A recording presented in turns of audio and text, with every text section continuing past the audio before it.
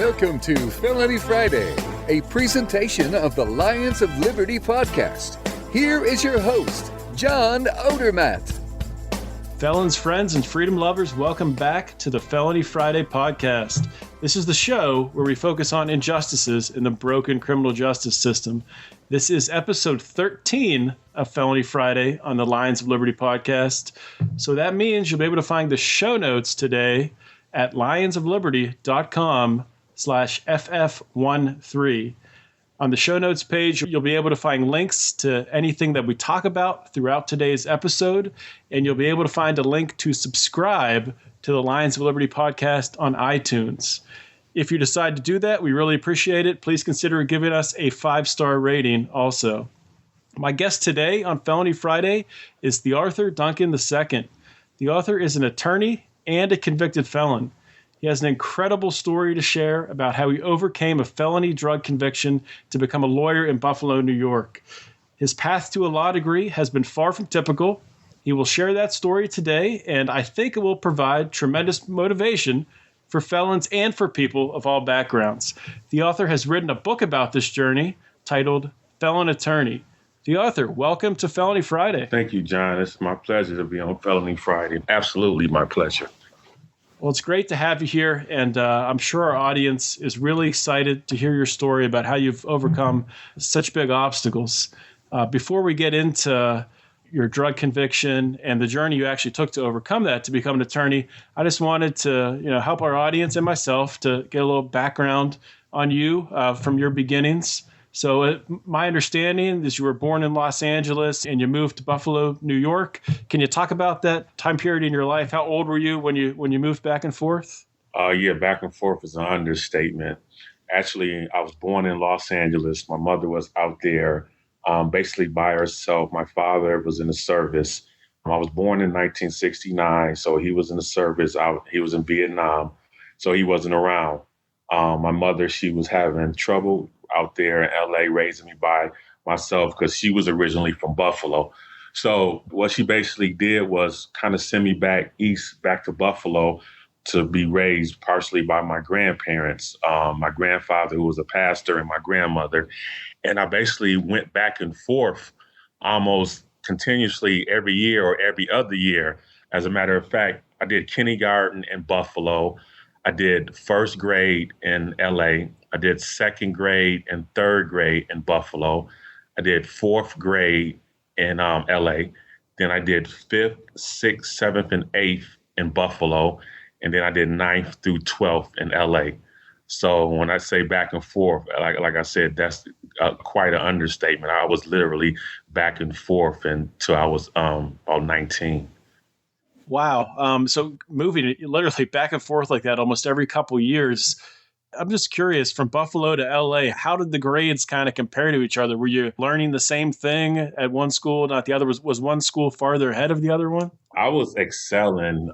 As a matter of fact, in Los Angeles, they was trying to skip me in my early grades, like second, third grade when I was out in LA. I remember one year they was going to give me the test to skip me up a grade, and then I had left and went back to Buffalo. So me leaving kind of prevented me from being pushed up a grade. When I was in Buffalo, I would be in one class, and then I would have to go to a higher class to copy down their homework because I was way ahead of everybody else. Needless to say, academics was never an issue for me. As a matter of fact, I used to do this funny thing that when people used to copy off my paper, I used to write the wrong answer and let them copy the wrong answer and then erase it and then write in the right answer. So I was always honor roll all the way through elementary school, 97, 98 average. And so, like I said, academics was never an issue for me at all. Correct me if I'm wrong. You said you graduated from high school in LA? Yeah. I graduated in LA. I mean, the back and forth was primarily because, one, I missed my mother being out in LA, but I didn't like LA. Like I said, my mother, she was out there kind of moving around a lot. We would go from Inglewood to South Central. Kind of like every year I would go back, she would move to a different neighborhood or a different apartment. So it wasn't any roots there. In Buffalo, my grandfather, he owned like 5 houses on the street that we lived on, and it was nothing but family in the houses. So I would go from my grandparents' house to my uncle's house to my cousin's house, just up and down the street. And then I was like in the same neighborhood. So I would know everybody from going to school. There was a local park right around the corner. So I was much more comfortable in Buffalo. So I wanted to stay in Buffalo for the most part. But then at the same time, I was missing my mother and my little brother out there in LA. So that was primarily why I was going back and forth. Understood. So you graduate in LA, then you move back to Buffalo, and take us through how much time passes between you're out of high school, you're working, until you start dealing drugs. Well, before we get to Buffalo, let's story kind of starts in LA, because the ironic spin of my story is that I went out to LA when I was 14 to go to high school. I was missing my mother, and then I was talking to my father on the phone a lot. So I wanted to go out to LA to kind of get to know my father. So I went out to LA when I was 14, and I wound up staying there through high school. Now, this was in the 80s when the gang violence with the Crips and Bloods was, I guess, at its peak. When you have movies like Colors and Boys in the Hood and Menace to Society that came out, kind of during or after the fact, kind of depicted the life in South Central LA. So me being primarily raised in Buffalo, I came out to LA and I didn't know anyone. And I was kind of thrusting through this gang banging community that was going on. And I had to adjust and I had to find my way. So I lived in Inglewood when I went back, which was a blood neighborhood that they all wore red. And I was sent to a Crip school where they all wore blue. So I would have to go from a blood neighborhood to a Crip neighborhood. And at the same time, I would be catching a bus. And catching a bus, you're going through so many different neighborhoods. And from these 10 blocks, you may be in a blood neighborhood, and the next 10 blocks may be in a Crip neighborhood. So there was no telling when people got on and off the bus who you would encounter. I had one particular time where a Crip put a knife to my throat and took my jacket on the bus. Wow. So I was dealing with, these gangbangers. You couldn't even go to the corner store without encountering gangbangers and stuff. So I was steady encountering that outside my home. And then inside my home, my brother's father, he developed a cocaine addiction. And it got worse and worse to the point that he stopped going to work. And then he started stealing things from us. He would abuse my mother physically. Then he would take from us whatever he can get his hands on. At times we would leave the house and we would come back. When he was still living with us, we would come back home and the VCR be gone, the TV be gone, stereo equipment, whatever he can get his hands on. Then my mother put him out, but then he would still come banging on the door, in the window in the middle of the night, 2, 3 in the morning, trying to get in, trying to get money for his drug habit. Then one day when I was in school, I came home and he had busted the patio window and came in and virtually cleaned us out. Stole everything, just left the house pretty much bare. How old were you at this point in time? I was about 16, I believe. I was in high school, so I was about 15 or 16 at that time. Then his drug habit got so bad, he had a debt. And the drug dealers, basically, they threatened to kill him, me, my mother, and my little brother if the drug debt wasn't paid. So he had some family out in LA, so they were able to pay his drug debt, and then he left town. But, all the things I had went through in LA, it kind of left a sour taste in my mouth. So I kind of I left to go back to Buffalo just to visit, just to give myself a break from everything that was happening out in LA, and I wind up staying. And when I got to Buffalo, I met up with my friends that I went to elementary school with. And that's the ironic twist was when I was hanging with them and I wind up walking with them and standing on the corner with them, just kind of shooting the breeze. And a guy comes up and one of my friends sold him some drugs. And I couldn't believe, my friends were selling drugs. And And then I told myself, I would never sell drugs because of what happened to me and my family out in LA because of drugs. Mm-hmm. But I kept hanging around them, and, they were my childhood friends. Some of them I knew since kindergarten. So, I have known them for like 12, 13 years. So I kept hanging around them. I stayed in Buffalo. I had my oldest son, and then I had to try to take care of him. I worked little jobs, like working as a bus aide, working in a department store, trying to take care of him. And then I had my friends steadily pulling on me to get involved with this illegal activity. Finally, I kind of gave in and I started selling marijuana. And I did that for a while. But still at the same time, while I was selling the marijuana, the money I wasn't making was nothing in comparison to what my friends were making. So they would tell me, well, you need to stop, selling marijuana. If you're going to hustle, you need to hustle and get some real money. And it's kind of depicted in my book. One day, I got involved in a dice game standing on the corner, and I lost all my money. And so I didn't have any money to go and re-up and get some more marijuana to sell. And so I basically had nowhere to turn. And so I went and told one of my friends my dilemma, and he wouldn't loan me any money to help me get any marijuana. So instead, he gave me some crack to sell. And, that kind of started it all. Wow. So how long were you selling crack for? And what was your arrest? Were you selling crack, or was that selling marijuana when you were arrested? No, the marijuana was done. That was done? That was done. As I was selling crack, I had to develop a marijuana habit to the extent I probably was spending about $100 to $200 a day smoking marijuana. So, yeah, when I got indicted, it was for crack. It was a conspiracy charge. And basically, it was over a phone call. And it wasn't with my friends that I was running with. What had happened was my cousin had a clothing store on the west side of Buffalo. And she developed a friendship with this guy out of the Bronx, New York.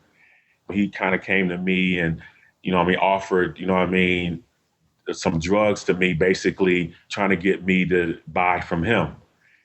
I didn't need it, because I already had my crew and my supplier. So he basically kind of like gave it to me, and he was like, try it out, give it to your peoples and see if, your peoples like the quality. And basically, if the quality was good, then basically, I can maybe turn on my crew to him as being the supplier. So I kind of went away from, the people I was with and got involved with this guy, and he was already being followed by the FBI.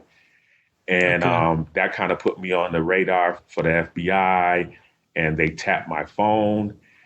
And my conspiracy charge, they didn't catch me with anything. It's just I had a phone conversation with him, and basically the conversation kind of went like this. He asked me how things were going, and I said, not too good. Because the drugs he gave me, it was a lot of baking soda on it. It was pretty soft, so I was getting a lot of complaints. In a nutshell, I just told him that, things wasn't going too good. But I said, I did have something for you, and I will see you tomorrow. And that was the extent of the conversation. But when he got arrested, he told the federal authorities what that conversation was about. So that's how I got indicted. So that conversation wasn't recorded. It was just based on him telling the authorities that. Yeah, it was recorded, but he interpreted what the conversation was about. Okay. If you listen to the literally of the conversation, it has to be interpreted, because we didn't say nothing about any drugs. I just said that things wasn't going too good and I would have something for you tomorrow. So it took him to interpret what we were talking about for me to get indicted. Right. Now, did the police try to get you to rat on anyone else, to turn anyone else in? Yes. Ironically, a close friend of mine was on the run for a murder he committed. And when I went to meet with the U.S. attorney regarding my case with my attorney, they pretty much knew everything because they had cooperating individuals. And they basically sat there and told me everything that was going on. They told me that they knew I wasn't someone that normally dealt with this guy, that I kind of got pulled in because of the phone conversation. But they wanted to use me as a pawn because of my friend that they were looking for. He was out on a run, and they had been looking for him for about, I think, about 2 years at the time, and they couldn't find him. And so while I sat at the table, they slid me a picture and told me this was my get out of free jail card. And ironically, it was when I looked at it, it was a picture of my friend. And they basically told me that if I told them where he was, that I didn't have to go to jail. Right, right. Wow. So how long did it take after you were arrested until the conviction? I got arrested in 98, and I stayed out on pretrial supervision for 2 years. So I didn't go to jail until 2000. So 2000, you go to jail. And how much time did you spend in prison? I got sentenced to 46 months, and I wind up doing almost 3 years. I did, while I was in prison, I did a 9-month intensive drug program, which took 12 months off my sentence. And so that's how I got out early rather than doing the whole 46 months. So you're sitting in prison. What was your mindset, would you say, while you were in prison? What really got you through that time in your life? Well, the funny thing was not funny, but before I went to jail, my grandfather was a minister, and, I was raised in church. And, a lot of people, once they get in trouble, they find God and they turn to God. And, I wasn't the exception. But it was something that even when I was selling drugs, I always knew I was wrong, that, I was cheating myself and living beneath my gifts, especially, as smart as I was, chasing after this instant gratification. And it was always something that I was like, well, I'm going to stop after I get to see this amount of money, or I'm going to stop in the new year, or I'm going to stop soon, I finished this pack. And then something always came along that I kept going and I kept going and I kept going. So 2 things. One, prison gave me a chance to start over. Secondly, while I was on pretrial supervision, I was straddling the fence. I was going to church at times, and then I was still hustling a little bit because even though I was on pretrial supervision, I still had to pay my bills. I went to church, and a minister prophesied to me, and she said that, asked me, did anybody ever try to kill me? And I was kind of cocky with it. I'm like, no, ain't nobody trying to kill me, because at the time, the crew I was running with was one of the most feared crews in the whole city of Buffalo. And so we were the crew that we would come someplace and everybody would be scared that we was about to do something. So when she said this, if somebody tried to kill me, I didn't take it for face value, because I'm like, ain't nobody try to do nothing to me. And she said it like it happened already. And I didn't know it was a prophecy. So about a month later, I was in a club, and these guys jumped me. And they hit me in the head with pool sticks. I got hit in the head about 3 times with pool sticks. had like cuts on my forehead to this day. I had to have staples in my head. I almost lost my eye. And while these guys were jumping me, one of my closest friends came and saved me, and he stabbed like 3 of them. And so the next day, I woke up in the hospital, and everybody was coming up to the hospital, and they was ready to go to war and retaliate. And it dawned on me what the minister had said to me about someone stabbing me. And I'm like, this is what she saw. The stabbing was, my friend trying to save me. And at that point, I knew that, God had a hand in letting this happen, that this was my wake-up call. And that, I was going to retaliate, and this was going to this open up, a can of worms. And I wasn't for that. And I was like, this is my wake-up call. And I was like, I need to change my life. And I had that foundation from me growing up in the church again, and I knew I was doing wrong all along. So with that, and also going to jail, that gave me an opportunity to start over. So while I was in jail, I stayed out of trouble. There's a lot of stuff going on in jail. And I was at Allenwood Federal Prison Camp. Now, a lot of people, the prison camp, they used to call it Club Fed. And it's for nonviolent offenders. So there was a lot of white collar criminals there, people in there for tax evasion and, those type of legal crimes. But also there was a lot of mobsters there and nonviolent drug dealers. And the kind of worst part of it was that since it was a camp, we were in dorm settings. There was no bars. We were in 3 different units. And in each unit, you had like a dorm setting, you had bunk beds, and then you had like a shelf that divided each cube where the inmates slept at. This was for all 3 years? Yeah. Okay. And the thing is that, and there's, it's a camp, so there's no fence. You can leave if you want to.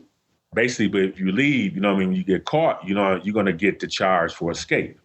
So there was, so mentally, you had to basically prepare yourself mentally, to put a imaginary fence there, because if you was out of bounds, if you went someplace you didn't have no business to or out of bounds, then you would get an escape charge. Now, also with that was, since there was no bars and it was wide open, and behind Allenwood Prison Camp, you had the medium, the low, and the U.S. Penitentiary. So there was like a long road, and people that would come to visit the people in the camp would leave things on the road. So people had cell phones, they had cocaine, crack, they had weed in there, it was weapons in there. I mean, it was wide open. And the thing about the camp was, since there was no bars, when you went to sleep, there was nothing stopping from someone to come in the middle of the night and stabbing you and doing anything to you. Wow.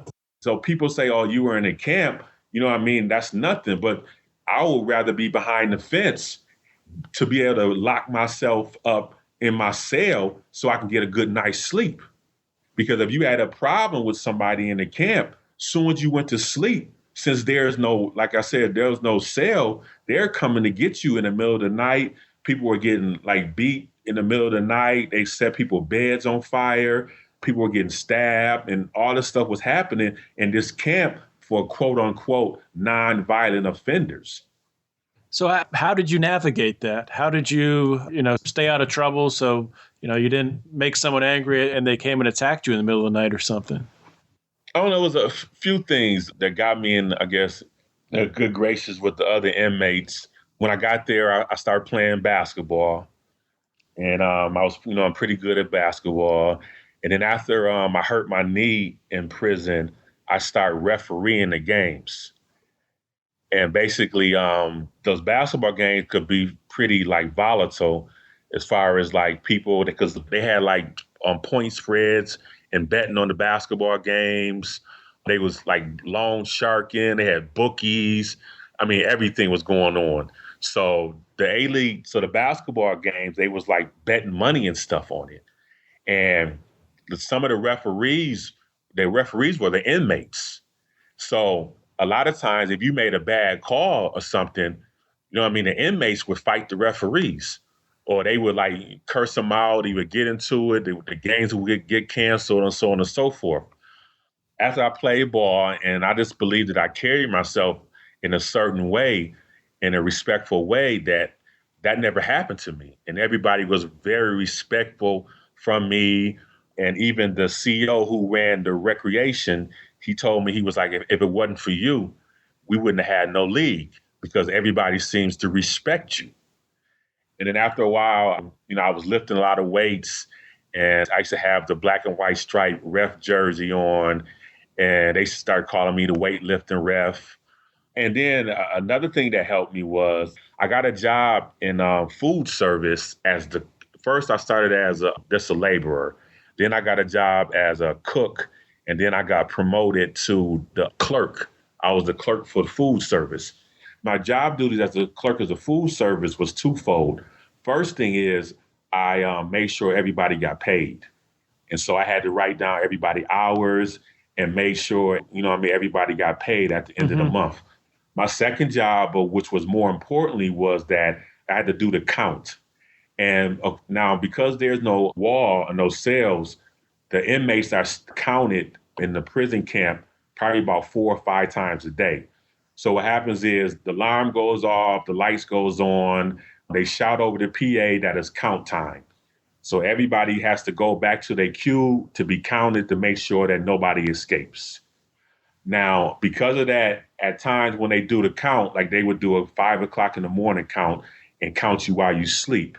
Now, the AM cooks had to be preparing breakfast at that time. So they had to be counted down in food service in the cafeteria. So I did the count that when a person was supposed to be in food service, I would have to turn in their names to be counted in food service as opposed to them being counted in their dormitory. And also same thing with the PM cooks and the people that the fruits and vegetables came in, they had to stock and do those things like early in the morning. So I was the one that made sure you got a wake up call and you were counted in this, again, in the food service as opposed to your dormitory. And so a lot of times with that, individuals would come asking me for a favor. They'd be like, could you put my name on food service to get counted down there today? Or like when the holidays came, like if you wanted to get counted, like when we would have a Thanksgiving meal, if you wanted to get counted in food service so you can eat early, you would have to come to me and I would have to do it. You were in a highly sought after position. People would come to you and you would grant them favors. Yeah, and also people was like we had a salad bar and people would like cook back in the unit. And we would have stuff in commissary like rice and macros and tuna and octopus and stuff like that. Up in the unit, we would cook it in a microwave. But like when we had like some chicken or vegetables and stuff like that in the food service, since I worked for the food service, I would come out of food service and I wouldn't get patted down. But all the other inmates, they were subject to a pat down. So the COs would line up outside the food service, and if someone was trying to take some vegetables, some onions and peppers off the salad bar or have some chicken and try to take it back up to the unit, they would get patted down and it would be taken from them. But I could go up there because I worked in the food service anytime I want to. So that was another reason why individuals would look for me for favors, and they would ask me, yo, could you bring an onion back to the unit? And so, I would be able to bring that up to them, So, I was kind of like the guy no one would mess with because of the basketball league, because of the food service. And then also I had got close to some individuals that had did like some hard time and they had kind of worked their way down into the camp and they was highly respected. So you're talking about some individuals that may have got sentenced originally to about 20 years and they had did about 15 already. And they was kind of at the end of their bid and they had worked their way down to a camp.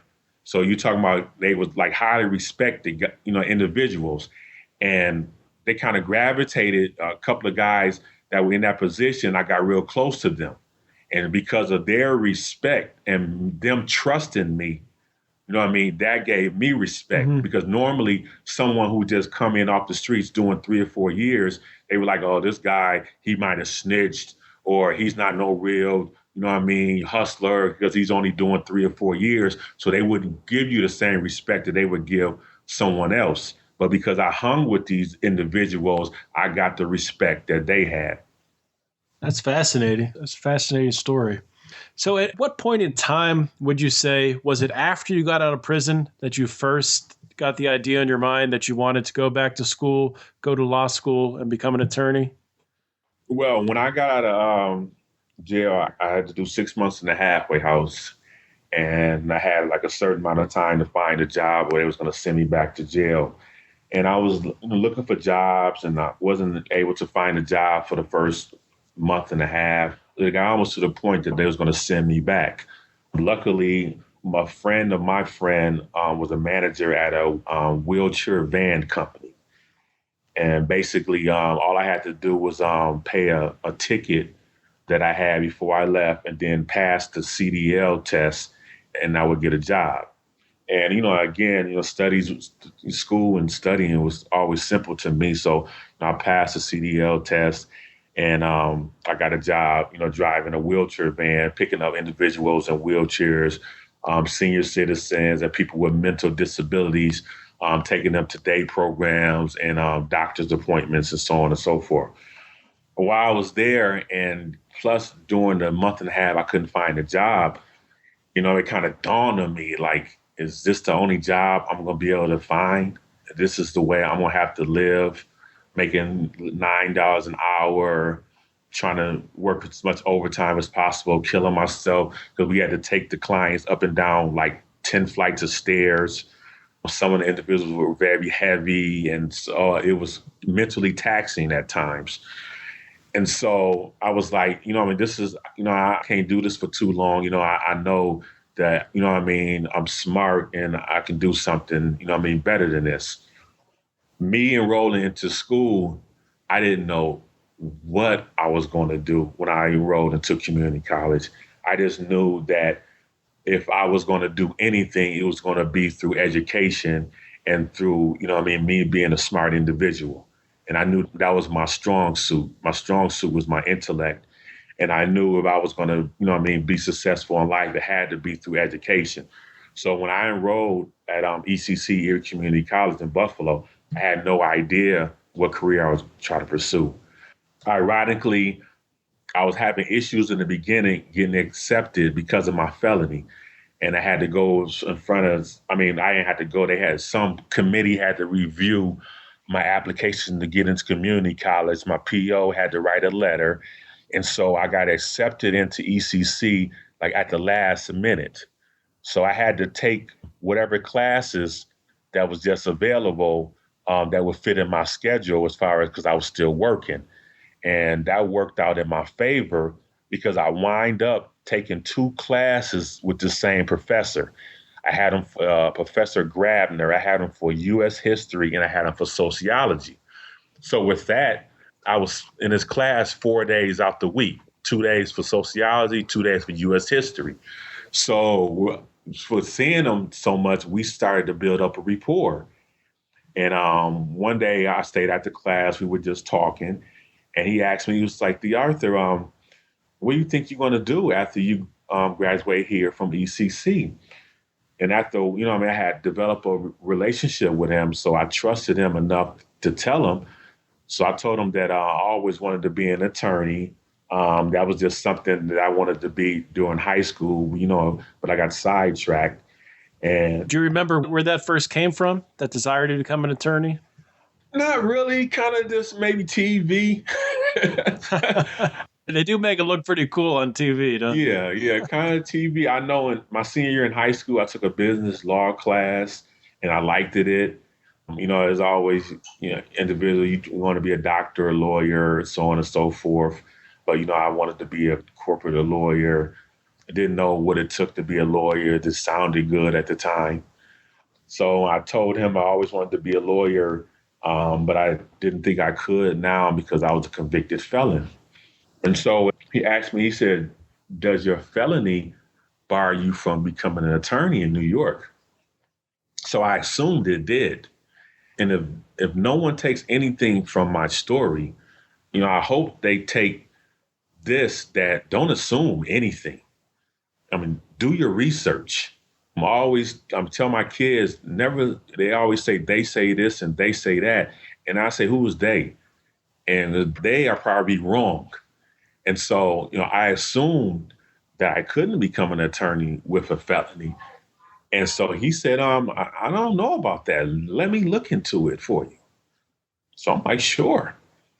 So about 2 weeks later, he asked me to stay at the class. And he was like, TheArthur, I looked into you becoming an attorney with a felony. And I have good news for you and I have bad news. And I was like, well, what's the good news? He said, the good news is that there's no bar for you becoming an attorney in New York with a felony. And I said, well, what's the bad news? He said, well, the bad news is that you can graduate here at ECC with your associates, go to 4-year, get your bachelor's, get into law school and graduate from law school in 3 years, take the New York State bar and pass it. But he said, then you have to go in front of what is called a character and fitness committee. Like I said, everybody has to go in front of it, but it's going to mean more to you because you have some past legal issues. Now, this character and fitness committee is comprised of local lawyers and judges. And basically, they're going to have to decide whether you're trustworthy enough or have the moral fitness to be able to practice law in New York State, and whether you're trustworthy enough to admit you to the bar. And he said, and they can tell you no. So basically, you can do all the prerequisites and get in front of this committee after you take the bar, graduate from law school, pass the New York State bar, and they can tell you no. And he was like, it's up to you whether you're willing to take that chance. I take it you are willing to take that chance. Yeah. That's a risky proposition to put all that work in to risk having it all turned away. That would be that'd be devastating, I would imagine. I didn't have nothing to lose. I mean, worst case scenario to me was I would have a Juris Doctorate. Mm-hmm. So, I mean, that was the worst case scenario. And I just, I had faith in God that he wasn't going to, take me that far and me not being able to be admitted. So, I stepped out on faith and I did it. That is impressive. That right there is an impressive story. Can you talk about just a little bit about just the application, being a felon, the application process to law schools? Is that something that, each law school would they call it out on an application where you'd have to state that? When you would make an interview, would they ask you about your past? Just expand on that a little bit. Yeah, well, the key thing is when I said trustworthy is that you have to disclose. You have to tell everybody. You cannot keep it a secret. So my law school personal statement started off that the first sentence was, I am a felon. So it had that shock to it, because to get into law school, besides your grades and your LSAT, you have to write a personal statement. Basically, It could be about anything, yourself, And so my personal statement was about my first sentence was, I am a felon. And it kind of just talked about me growing up in LA, the things I went through, and then basically what I could bring to the table. Because, I believe that because I was on the other side of the fence, I'm going to bring something different to a law school classroom. So in criminal law, you guys are talking theory, and I'm going to bring some realism into what you guys are talking about because I was on the other side of the fence. So right, turn a negative into a positive. That's brilliant. Yeah, so I talked about that in my personal statement. And so the thing, again, about the application was you have to just disclose everything. I had to get my disposition for every time I was arrested and send that in with my law school application, along with my grades, along with I had to get 3 letter recommendations.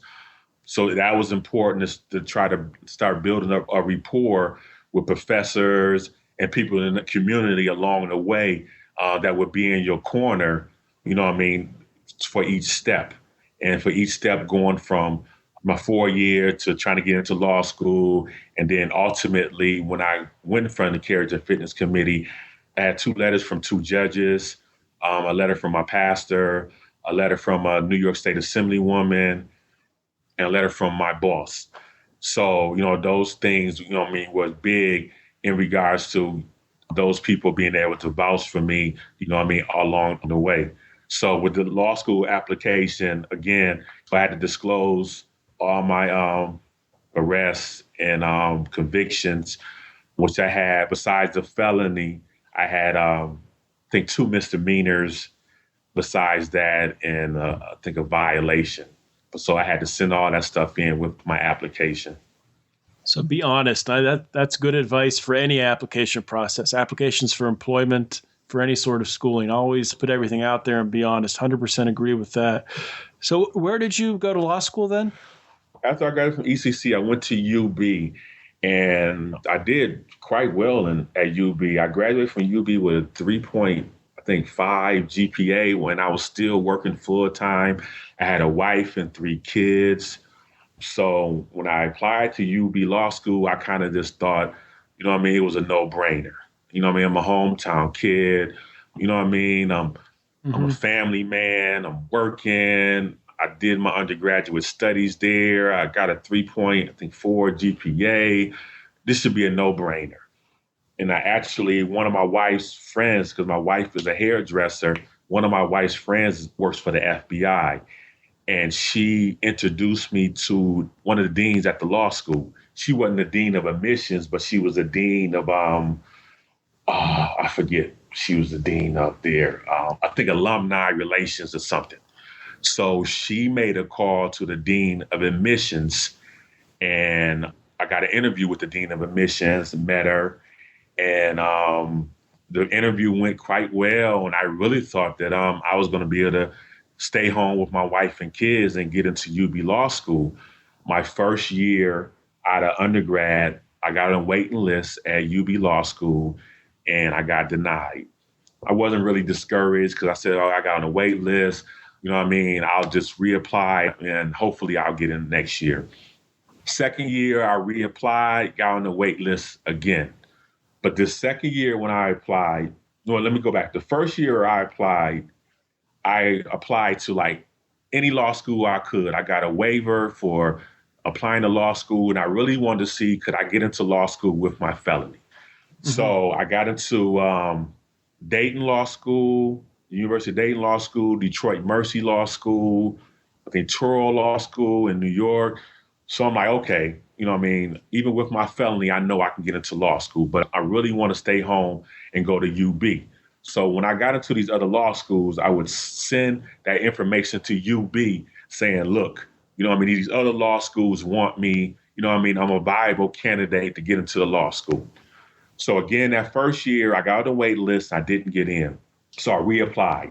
Now, the second year, I'm thinking to myself, you know, I can't really leave my family, but I'm going to try. I'm only going to apply to the closest schools to UB, University of Buffalo, just in case I don't get in. So I applied to Syracuse and Cleveland State, and they were the two closest law schools to University of Buffalo, because again, University of Buffalo is the only law school in Buffalo. I didn't get into Syracuse. I got into Cleveland State, and I got on a wait list at UB again. And ultimately, I didn't get in.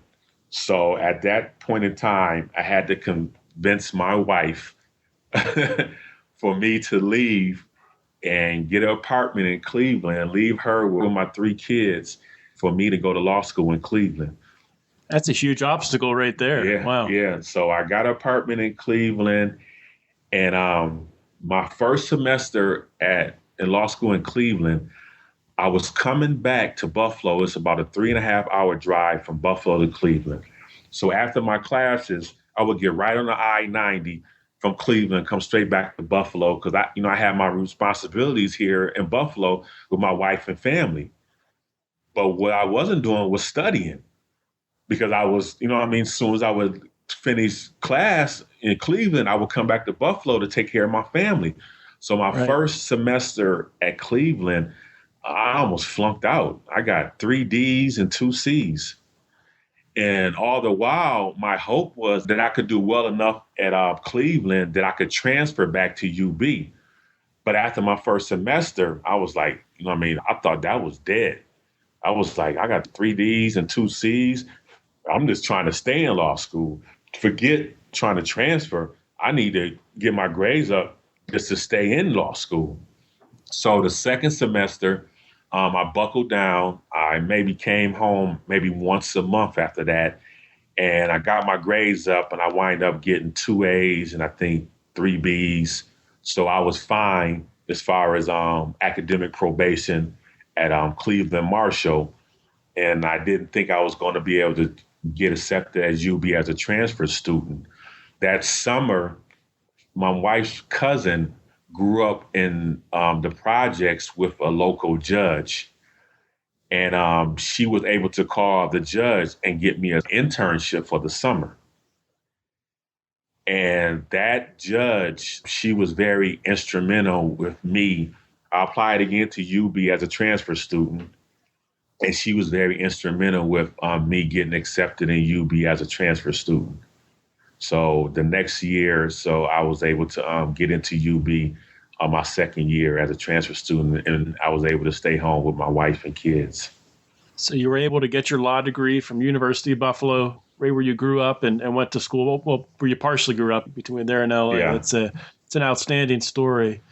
Can you talk a little bit about, you talked about that, what's it called, the committee, the character committee? Yeah, character and fitness committee. So what was it like getting through that barrier with the felony conviction? Oh, my goodness. First of all, the first time I took the bar exam, I failed by 3 points. And I failed the bar because I couldn't type. So they give you a choice to type it or write it. So I'm taking the bar, and it's like thousands of people taking the bar in this big convention center. And I'm one of them finger typers. And I got the 2 people on side of me just like typing away. And it kind of gave me anxiety. Like, these people next to me are typing paragraphs while I'm plucking away one, one letter at a time. That would get in your head, yeah. Yeah, and it got into my head, and, it's a time factor. And, the first time I almost got up and left. You know what I mean? And it was a 2-day exam, and I failed it the first time, and they only offer it twice a year. And I failed by 3 points. And then I had the New York bar examiner send me my essays and what I typed on the test. And I looked at it, I'm like, I couldn't even understand some of the stuff I wrote. And I only failed by 3 points. You know what I mean? So the second time I took it, I wrote it. And it was just like natural. It was so natural just sitting there, just writing it out and handwritten. So I passed it the second time. And then going in front of the character and fitness committee, I was very, very nervous. I went downtown, had my little pocket hand Bible in my hand. And what they do was they interview everybody one by one. And so it was probably about 70, 80 people there to be interviewed. And as I sat there, they were calling individuals one by one. And I just knew that my application was on the bottom. And I said, I got issues. I said, I know they're going to call me last. So I wind up sitting there for about 2 hours until they finally called me with probably about 2 other people in the room.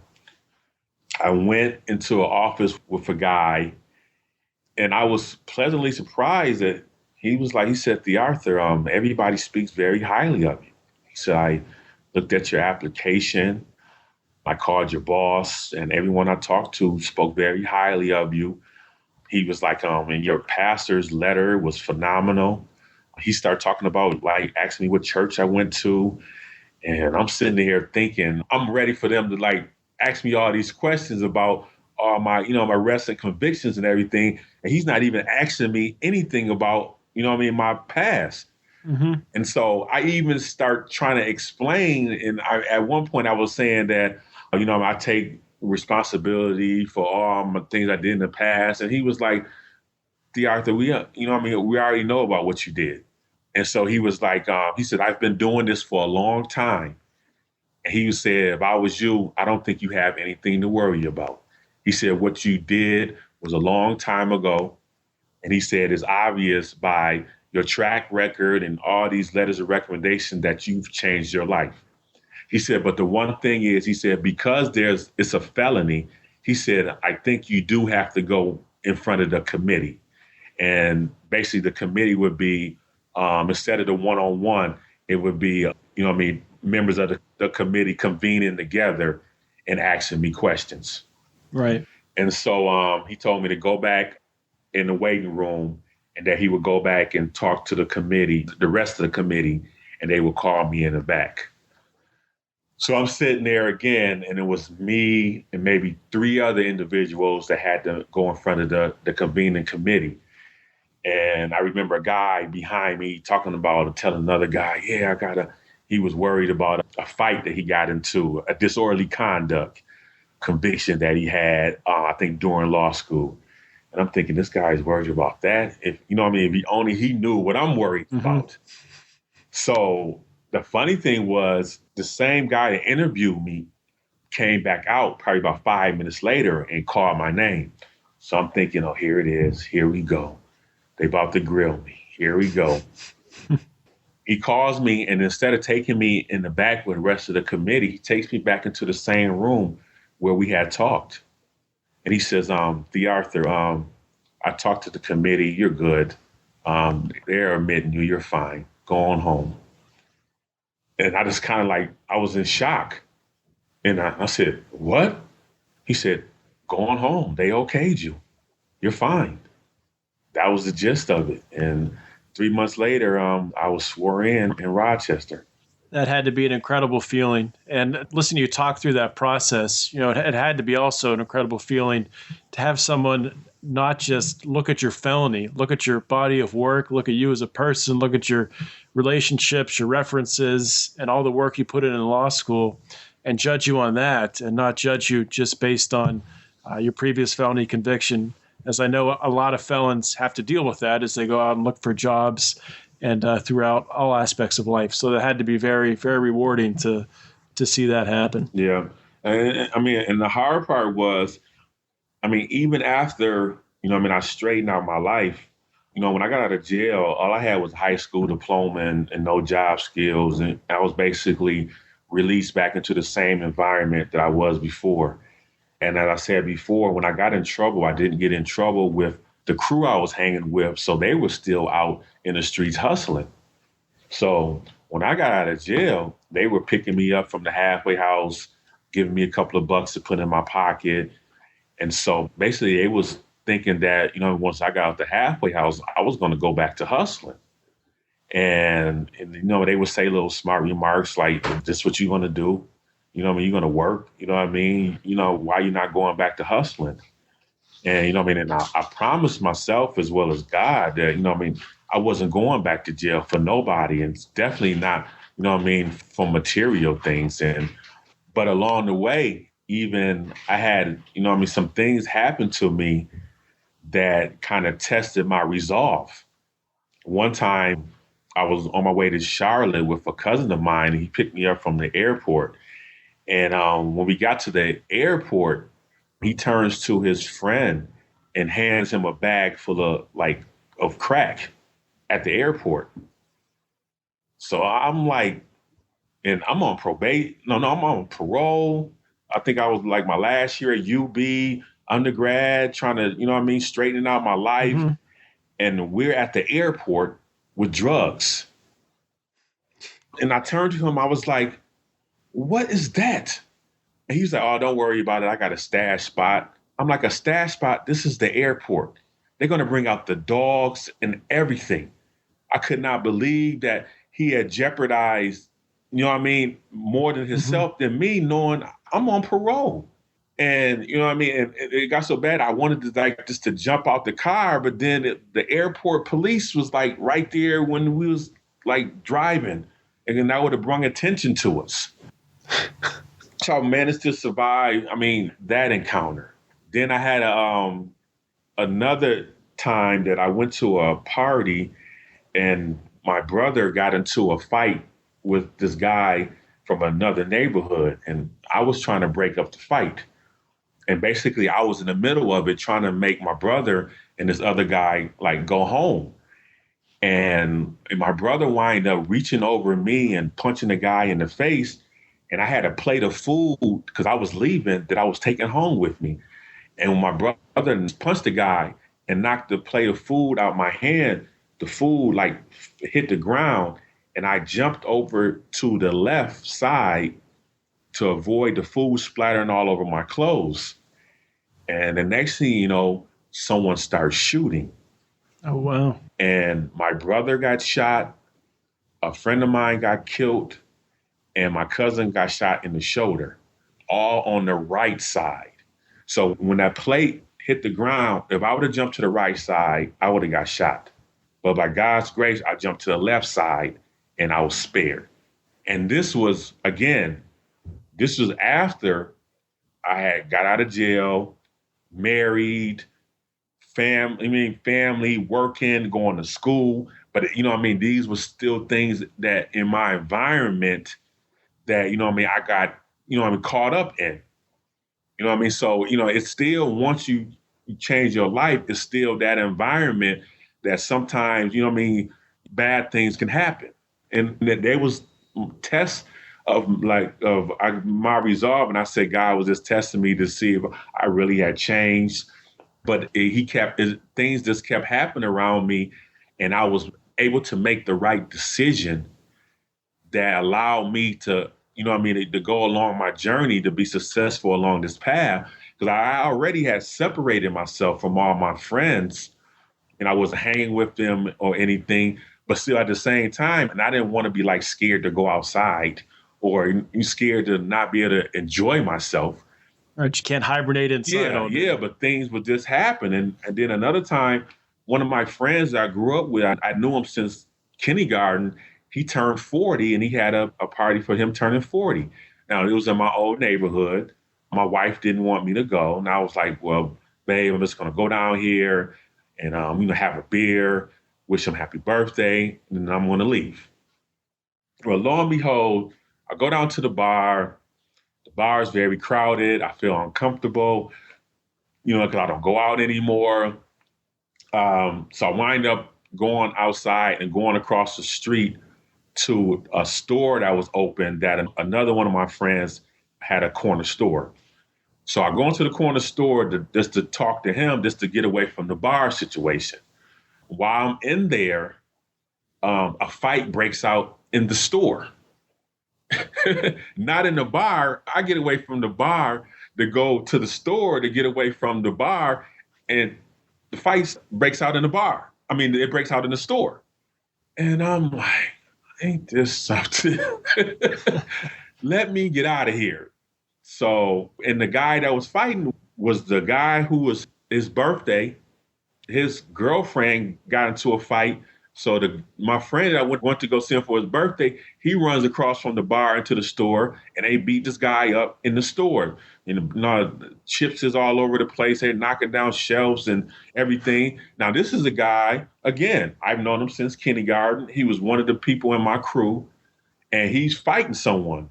Now, the old TheArthur would have been right there beating this guy down with him. But again, this is the new TheArthur, and I'm going home. So that's amazing. Yeah, so I sidestepped the ruckus. I got in my car, and I took it on home. That's amazing. You really changed the way that you react to situations, and it helped you to navigate things where maybe you might have misstepped before. Truly, truly an amazing story altogether. The amount of obstacles you've overcome, I've lost count throughout this story. Unfortunately, we're almost out of time. I did just want to ask you one more question and give you a chance to talk a little bit about why you wrote your book and give our audience, let them know where they can find it to purchase it. So what motivated you to write your book, Felon Attorney, and where can people find it? Oh, well, my motivation behind writing the book was my testimony. Along the way, and I got into law school, and I started thinking back, this is really about to happen. You know what I mean? And going from someone who stood on the corner and sold crack and carried weapons, and to be able to be in a law school in this whole new environment around judges and politicians, and I'm thinking this is really happening. And then when I got close, everyone was like, TheArthur, you got a story to tell. You got a story to tell. Some people thought I was wasting my time. I always say that. They was like, they never heard of nobody becoming an attorney with a felony, ex-drug dealer. They thought I was wasting my time. So along the way, as I started this journey, got into law school and started interning for judges. And I was like, this is about to happen. And this is a testimony, God has blessed me to go through all this. And people need to know that you can succeed after some mistakes. And there's a lot of misnomers that that I wrote the book for. Like, one thing is, people think you can't get financial aid with a felony. You can. I got it. You can get it. I spoke at a community college because they was telling their criminal justice students that once you get in trouble, you can forget about becoming an attorney. So there's no telling how long they was telling their students that. So I spoke to a whole criminal justice department about that. They were basically telling them kids wrong. You know what I mean? So again, my book is to motivate, to inspire. I graduated from law school at age 43 with a wife and 5 kids. I mean, even if you don't have no legal issues in the past, this tells you it's never too late to, to go after your dreams. 40, 50, go back to school, pursue your dreams. Also for the felon, do your research, see what you can do, you can't do. Don't just assume that you can't do something because you have a felony. Look into it. And I hope this would inspire them, not to give up. And also for people that's in a position to hire an ex-felon, use my story as an example. Say TheArthur changed his life. They gave him a second chance, and look what he was able to accomplish. So don't judge that felon because of his past legal issues. Give him a chance. Where can people find the book? My book is Amazon.com. You can find it on Amazon.com. Okay. If you want a signed copy, go to my website, www.felon-attorney.com. Again, that's www.felon-attorney.com. We'll link to that in the show notes as well. So I'll send you a signed copy. But if you just want to order it offline from Amazon or Barnes & Noble or even my publisher, mascotbooks.com, you can order it offline also. Well, thank you very much, TheArthur. Thank you for taking some time out of your busy schedule to share your story. It was awesome, and I'm sure it's going to help a lot of people, hopefully, and speak to a lot of people that are going through some things, maybe currently about to go into jail, or they've come out of jail and they're out of prison, but they're sitting there with a felony and they feel limited. Mm-hmm. Hopefully you've taken some of those limitations away from them today. So thank you for that. Thank you. It was my pleasure. This show is a little bit longer than most shows, but it was absolutely worth it because we got to hear each individual circumstance that TheArthur had to overcome in order to reach his dreams.